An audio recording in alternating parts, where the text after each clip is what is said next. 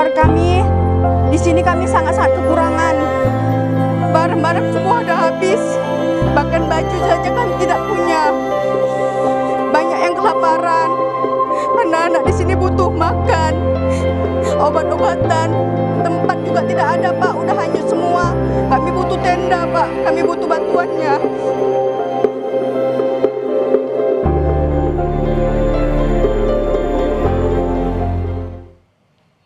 Saudara, banjir besar yang menerjang 3 provinsi di Pulau Sumatera tidak hanya menelan ratusan korban jiwa. Banjir juga membuat infrastruktur hancur dan kondisi geografis rusak. Kami akan hadirkan perbandingan kondisi wilayah yang terdampak banjir. Pertama, kami akan ajak Anda menuju Kabupaten Agam, Sumatera Barat. Ini adalah wilayah Palembayan di Kabupaten Agam yang diambil dari citra Google Earth pada Februari 2025 lalu. Tampak permukiman bisa Anda lihat masih utuh, saudara, dengan kondisi geografis yang masih baik. Berikutnya, tapi kalau kita lihat pada 30 November 2025, ini adalah foto udara di sekitar Masjid Suhada di Nagari Salareh Timur, Palembayan, Kabupaten Agam. Terlihat rumah-rumah dan juga jalanan hancur tersapu air. Kondisi ini terlihat cukup parah dilihat dari perbandingan dengan gambar sebelumnya di Februari 2025. Dan saudara, inilah perbandingan dari Google Earth di Kabupaten Agam, Sumatera Barat, yakni pada Februari 2025 dan juga yang terkini pasca bencana 30 November 2025 dari Antara. Tampak kondisi perbedaan yang signifikan dari lokasi yang terdampak. Berikutnya, masih dari Sumatera Barat, kami juga ajak Anda untuk menuju ke Padang Panjang, Sumatera Barat. Gambar ini pada Mei 2025 lalu di Jembatan Kembar dan sebuah gapura di Padang Panjang yang terlihat masih utuh dengan panorama pemandangan yang sangat bagus dan bersih. Tapi kalau kita lihat pada 27 November 2025, pekan lalu, saat terjadi banjir bandang, gapura dan banjir bandang hancur.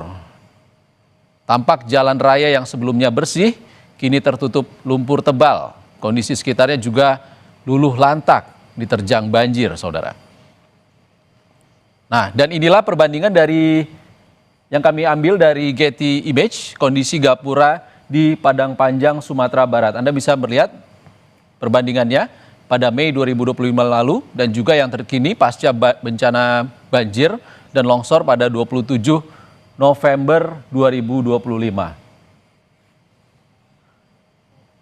Kemudian kita lihat dari peta geografis untuk wilayah Padang Panjang ini yang diambil pada 26 Juni 2025 lalu yang terlihat masih sangat normal. Ini adalah citra yang dari sudut pandang yang lebih luas. Kemudian kita lihat kondisi geografis pasca diterjang banjir. Kondisi Padang Panjang pasca diterjang banjir sangat terlihat kondisi air yang menggenangi sejumlah wilayah di sekitar daerah aliran sungai. Bahkan luapan air dengan volume yang cukup besar juga terlihat di muara pantai. Dan saudara, inilah perbandingan dari Planet Labs kondisi Padang Panjang, Sumatera Barat, yakni pada Juni 2025 lalu di sebelah kiri, dan juga yang terkini pasca bencana 29 November 2025 lalu di sebelah kanan terlihat sangat perbedaan yang sangat signifikan dari daerah aliran sungai hingga menuju muara pantai juga. Dan dari Sumatera Barat kita menuju pesisir Sumatera juga, tapi ini sudah masuk wilayah Sumatera Utara, tepatnya di kota Sibolga. Foto udara ini diambil pada 21 Maret 2024 lalu di Jalan Murai sebelum terjadi bencana banjir besar. Terlihat rumah di permukiman masih utuh dengan penataan yang cukup baik.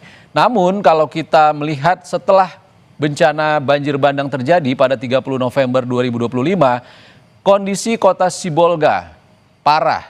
Sebagian daerah permukiman hancur dengan terjangan banjir. Lumpur juga terlihat memenuhi permukiman ini.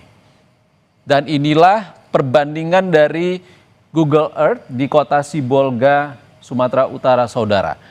Yakni pada 21 Maret 2024 tahun lalu, dan juga yang terkini pasca bencana 30 November 2025. Dapat Anda lihat perbedaan yang sangat signifikan setelah banjir menerjang kota Sibolga, Sumatera Utara. Kemudian kita melihat wilayah Provinsi Aceh, tepatnya wilayah Aceh Timur dan juga Aceh Utara pada 6 September 2025. Gambar ini menunjukkan 4 kecamatan di Aceh Utara, yakni Senudon, Baktia Barat, Baktia, Tanah Jambu Aye, dan 2 kecamatan di Aceh Timur yaitu Madat dan Simpang Ulim. Semuanya masih terlihat sangat hijau, yang menandakan kondisi geografis yang masih sangat normal. Tapi foto udara yang diambil 30 November 2025 menunjukkan kondisi yang sangat berbeda. Hampir seluruh wilayah di sini pun terendam banjir. 2 kabupaten dengan jumlah pengungsi terbanyak yakni Aceh Utara dan Aceh Timur ada 212.000 orang yang mengungsi. Dan inilah perbandingan dari Planet Labs kondisi di Aceh Timur dan juga Aceh Utara yakni pada 6 September 2025 lalu dan juga yang terkini pasca banjir 30 November 2025 lalu. Tampak sangat berbeda, saudara. Citra hijau yang ditunjukkan pada tanggal 6 September tidak terlihat lagi dan sangat minim pada tanggal 30 November karena tertutup banjir.